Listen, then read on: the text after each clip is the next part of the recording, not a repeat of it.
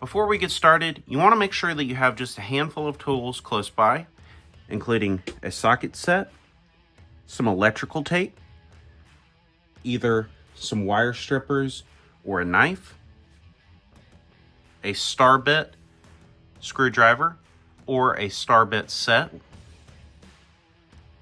and just a Phillips head and a flathead. Today, we're going to show you how to wire your own backup camera, specifically to an Android unit.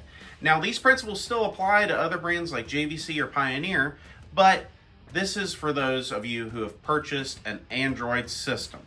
Now, depending where you've purchased it, maybe either eBay or Amazon or other websites, you might have slightly different color variations, but these principles are still the same, and we're going to go through each and every step with you. Now, whenever you get a system, it normally comes with a universal backup camera that looks a lot like this. Maybe it looks slightly different with some lights around it. Maybe it's one that just is a screw that goes into the top of your trunk or anything like that. But the basic principle is the same. Now, on this end, you have your power wire. This is going to power the camera. It's also going to hook up your RCA cables where you actually have the video. And it comes with three other components. It has your male plugins for both the radio end and for the camera end, as well as your trigger wires. Now, it also comes with a power wire. This is what actually powers the camera. If you don't have this plugged up, you're not going to get any power to the unit, and it's not going to be able to turn on at all. And usually, it comes with 2 bolts and this little pad here that's really meant for kind of dampening the hookup of the camera to your trunk or your tailgate. Some people think this is just to be a stick option, but really you need to bolt it in instead of using this as a sticker like 3M tape. Now, the basic principle of it is this. You have one side. We'll go and pull this out. It plugs in right here. Pretty simple. Step 2, you have your power wire, which goes in on this end. So now, what do we do here? That's pretty simple, and everybody else can figure that out for the most part. But this is where it starts to get a little bit more complicated for those of us who don't do this every day. So, on your red side here, this is your positive. On this side, you have a black wire with a red stripe. That is going to be your negative. Now, sometimes this is solid black. Sometimes this is red with a black stripe. Most of them look like this, but always know if it's solid red, it's going to be positive. If there's a black line or anything black, that is the negative. Now, you're also looking at this over here thinking, okay, I've got this other wire. What do I do with that? Well, you're going to plug it in to your power wire. Now we know each piece of the camera end. Let's go to the radio end. Now on this end, we've got 2 main parts that we need to pay attention to.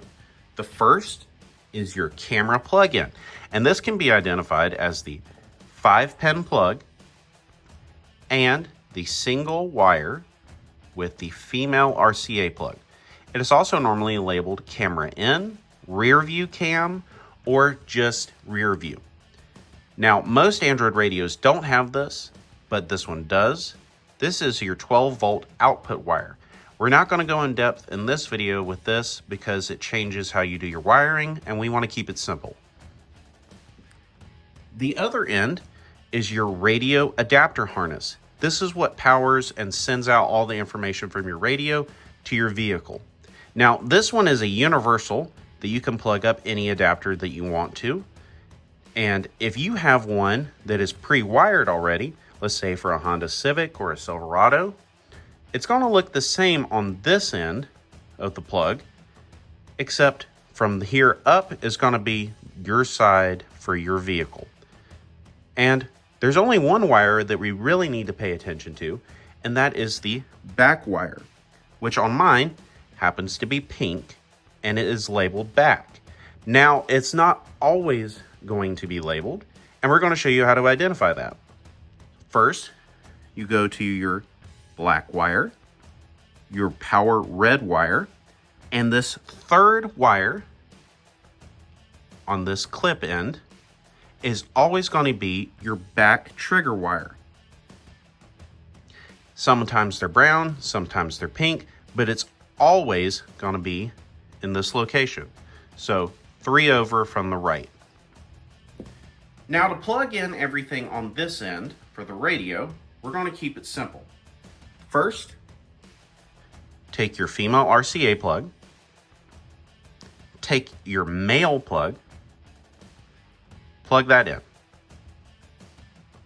Now, I like to use a pair of wire strippers just because it makes it super simple. But if you want to use a knife or maybe a pair of pliers that have a little bit of a ridge to it, you can use that as well. But I always find that these work better. It doesn't matter if it's Craftsman or any other brand, just as long as you can easily strip around the wire, that's all you need. So first, we're going to take your wire stripper. And normally I like to start at a larger hole that I feel is the right size, just so I'm not tearing off the wire. But we're going to our back plug wire. So remember, 3 over from the right. And we're going to strip that. Let's make sure we get it again. Okay. So now we have stripped this wire. I'm just going to twist it.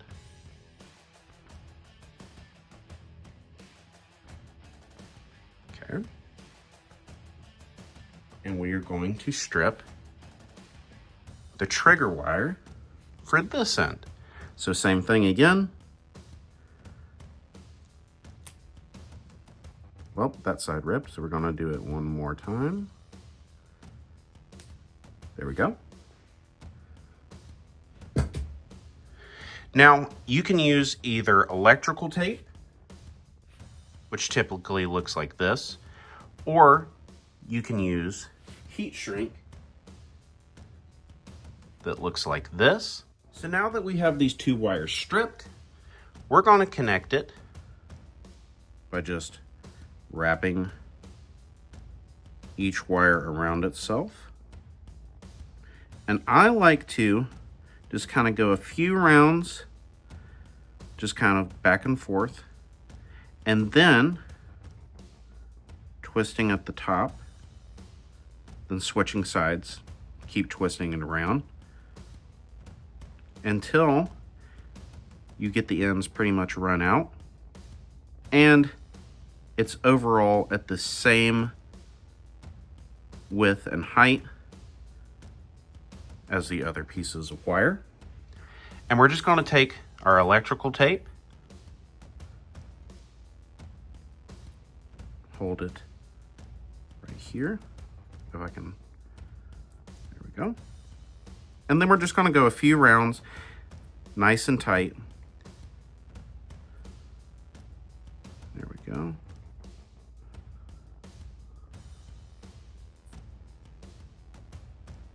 Making sure we cover all the bare wire. And you can take a knife or scissors. Just cutting the electrical tape. Voila, we're connected. If you've done everything correctly up until this point, this is what it should look like. Plugged in on your RCA, your backup trigger wire connected to your RCA trigger wire here. Next, we're on the camera end. And this is where most people get confused or they don't really follow what to do on the instructions, but we're going to make it super simple for you. Now, just like we did on the radio end, we're going to take our male and female RCA plugs, connect them. Then we're going to take our power wire that we discussed earlier, connect it into the red power slot. And this is what you should be seeing up until this point. Okay, we're almost done, but we need to complete 2 more pieces in order to finish this project. And those are, we need to get power to the camera, and we need to power our trigger wire, which just tells our screen, hey, I'm in reverse, put on my camera feed, and then when you take me out of reverse, turn off the feed. You don't want to have to turn on the camera manually, or you don't want it on all the time. Now, how do we do that? First, we're going to take our positive and negative and connect it into our reverse light on our tail light, usually the left. Now, how do you identify what wires to tap into? On most vehicles, it is pretty simple, and you just have a clear spot on your tail light, or you can identify it by having a friend stand behind you while you put it in reverse and looking at what height your reverse light turns on your tail light and going from there. But once you figure out where your reverse light is, you take normally 2 cables from that reverse light, which are both a positive and negative, unless you have something like a Mercedes, which is more complicated, but most vehicles are just 2 wires, maybe 3, and they have either a black wire and a black wire with red stripe, or just like we have here, a red and black wire. Now, if you're unsure, go online and Google the schematics and the wiring diagram for your specific vehicle, but that's how you identify most of them. Once you've identified the positive and negative wires for your reverse light, we're just going to take our wire strippers again, and we're going to just come into the middle here. And again, you want to try and start with a larger hole size, and you just want to kind of pull it open until you see a little bit of wire. Let's see. Right there. Just like that. And you just do the same for the other wire. Pulling that open again. Then you just take your power wire and strip the ends on both the positive and the negative. So, and we try to do it at the same length. Okay. And again, you just kind of want to twist that in order to get it nice and easily manageable, so you don't have wires fraying everywhere. Okay. So we're going to take our reverse light wire end, which this is our negative, and we're going to take the negative wire for our power wire and just kind of feed that over it nice and tight. You kind of want to wrap it around the other wire just a little bit. And this applies equally to your positive. You're just going to do the same thing again. And when you're done, you should have this little T looking piece. After you get there, just want to take your electrical tape, run that over it. Again, just making sure to keep it nice and tight with all the bare wires not showing and covered. You don't want anything sparking or grounding out. And don't be afraid to use a little more tape just to make sure you've got everything right. I'm just going to cut that.